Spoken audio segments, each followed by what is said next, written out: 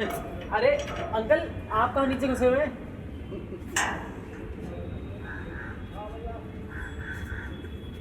मेरी तो शुरू से आदत रही है, जब तक चेकिंग और इंस्पेक्शन खुद ना कर लूँ चैन नहीं मिलता।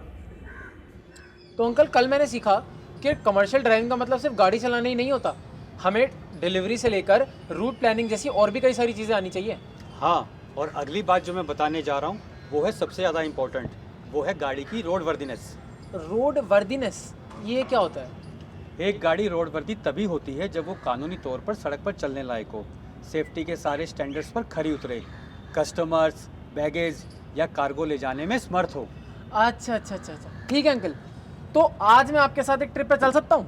हाँ हाँ, क्यों नहीं, पर ट्रिप शुरू करने से पहले ट्रक की जांच तो कर लें। हाँ ज़रूर। ये गाड़ी की तरह ही होती है ना? बिल्कुल, इन फिजिकल चेक के साथ साथ ही हमें ट्रक के पेपर्स जैसे पॉल्यूशन, इंश्योरेंस सर्टिफिकेट, आरसी और सबसे ज़्यादा इम्पोर्टेंट फिटनेस सर्टिफिकेट्स, जो बताता है कि अब आपका ट्रक कानूनी तौर पर सड़क पर चलने लायक है। और इन सब का पेपर्स गाड़ी में होना बहुत ज़रूरी है। हाँ, तो अंकल इस सब का तो एक रूटीन सा बनाना पड़ेगा, है ना? हाँ, ये रूटीन ही तो है बच्चे। पहले आया प्री ट्रिप इंस्पेक्शन, इसमें खड़ी गाड़ी के सारे पार्ट्स को देखना होता है। और फिर आया ऑन रोड इंस्पेक्शन, इसमें गाड़ी कैसी चल रही है, कहीं कोई आवाज़ तो नहीं है, बस ये सब देखना होता है। और एंड में ट्रिप ख़त्म होने के बाद पोस्ट ट्रिप चेक, इसमें गाड़ी की करंट कंडीशन को बस नोट डाउन करके कंपनी को रिपोर्ट देनी होती है। हाँ, ऐसे याद करना आसान हो गया। और अंकल एक बात और थी, हम जो गाड़ी चला रहे हैं उस गाड़ी की कोई हिस्ट्री भी होगी, तो हम गाड़ी के सर्विस रिकॉर्ड में देख के पता लगा सकते हैं कि आगे क्या ख़राब हो सकता है। हाँ, सर्विस रिकॉर्ड बनाए रखना और प्री ड्राइविंग इंस्पेक्शन हर दिन करना एक कानूनी आवश्यकता है। मैं बताता हूँ, पहले गाड़ी को एक प्लेन सरफेस के ऊपर खड़ी करो जी। और देखो कि पार्किंग ब्रेक्स लगे हैं कि नहीं, पता चले कि तुम इंस्पेक्शन कर रहे हो और ट्रक चल दिया। कमर्शियल व्हीकल के इंस्पेक्शन को जी। आसानी के लिए 7 स्टेप में बांट दिया है। अरे अंकल, ये तो गाड़ी में भी होता है ना? हाँ। जब मैं लर्नर्स लाइसेंस के लिए पढ़ रहा था ना, तब मैंने इसके बारे में भी पढ़ा था। अच्छा, तो फिर बताओ तुम। अंकल ज़्यादा याद तो नहीं है।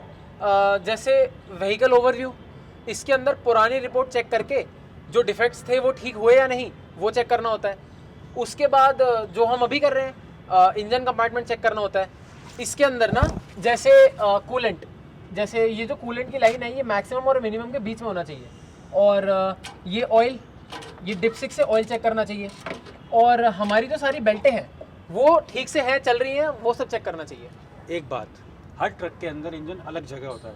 अब जैसे बात करते हैं हम अपने ट्रक की जी। तो हमारा जो ये ट्रक है इसका जो इंजन है वो सीट के नीचे है। आओ मैं तुम्हें दिखाता हूँ। अच्छा।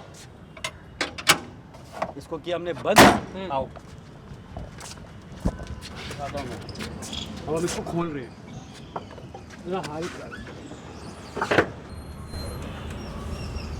ये रहा हमारा इंजन और यहाँ पर होती है बेल्ट, और हमें समय समय पर अपनी बेल्टों को इनको चेक करना पड़ता है। अच्छा, जिससे इंजन हमारा हिटअप ना करे। समझ गए? हाँ। कर दो इसको बंद। जी। थोड़ा हाथ लगा बच्चे, सही होता है। और इधर हम इसको यहाँ से ऐसे लॉक कर देते हैं। अच्छा, ठीक है, ये हमारा इंजन।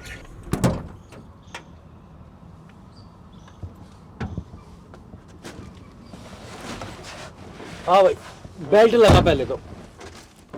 सबसे पहले सीट बेल्ट, ये लग गई हमारी बेल्ट। और सबसे पहले हमें ये देखना है कि हमारी गाड़ी घेर में तो नहीं है। अच्छा, ठीक है।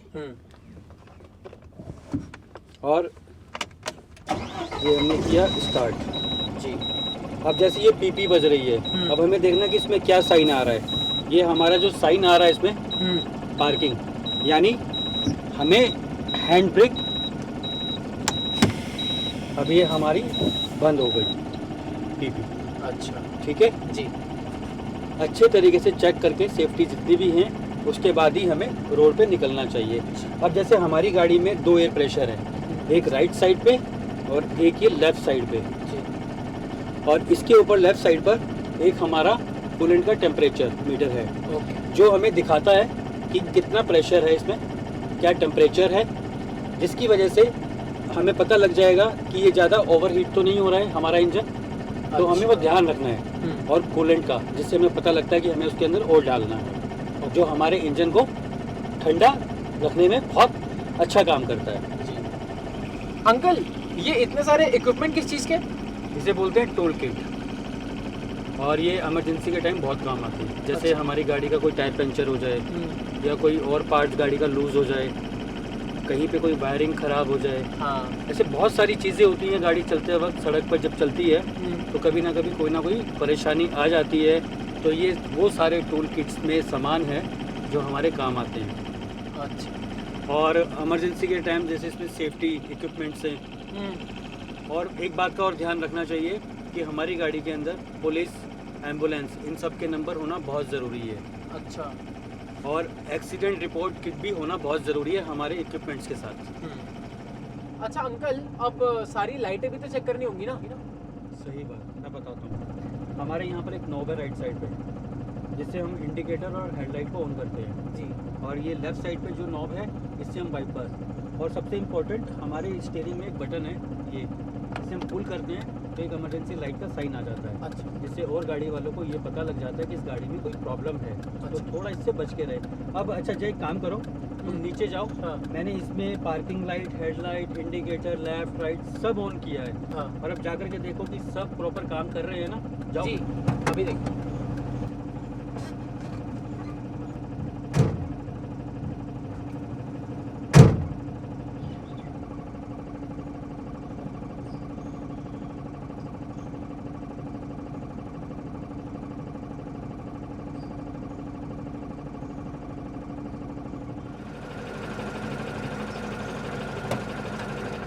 अंकल, लाइटें एकदम बढ़िया चल रही है सारी, मगर ये पीली पट्टी का क्या काम है? इसे कहते हैं रिफ्लेक्टर। अच्छा। और इनका बसों और ट्रकों में होना बहुत ज़रूरी होता है, जिससे पीछे आने वाली गाड़ी को पता चल जाए कि आगे बड़ी गाड़ी जा रही है। और हाँ, एक बात इम्पोर्टेंट, रात को हमें बिना रिफ्लेक्टर के कभी ड्राइव नहीं करना चाहिए। हाँ, सही बात है। इधर ये है सीट एडजस्टमेंट हैंडल जी। इससे हम अपने आराम के हिसाब से अपनी बैक सीट को आगे पीछे कर सकते हैं। अच्छा। और हाँ, एक हैंडल यहाँ सीट के नीचे है, जिससे हम अपने आराम के हिसाब से सीट आगे पीछे कर सकते हैं। अरे भाई, लंबा सफ़र होता है, सारे दिन सारी रात चलना होता है, तो आराम तो मिलना चाहिए ना। तो इसलिए ये चीज़ें हमारी सीट को कंफर्ट बनाती है और हमारे सफ़र को। हाँ।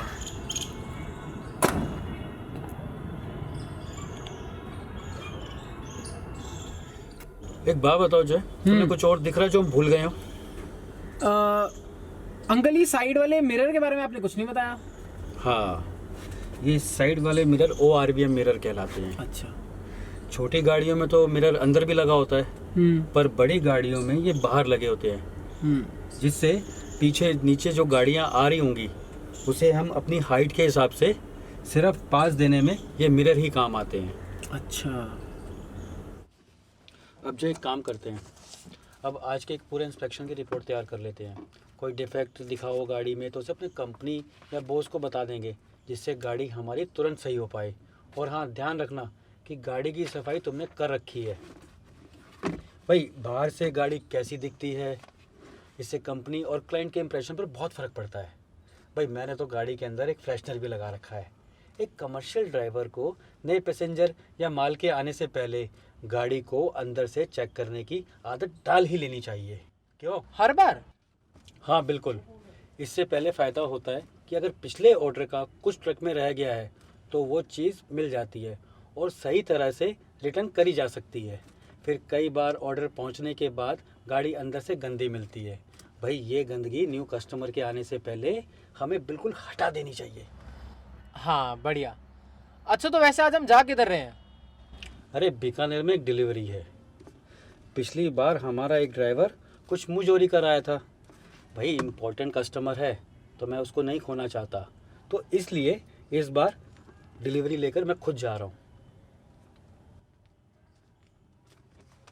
अब हम चलते हैं।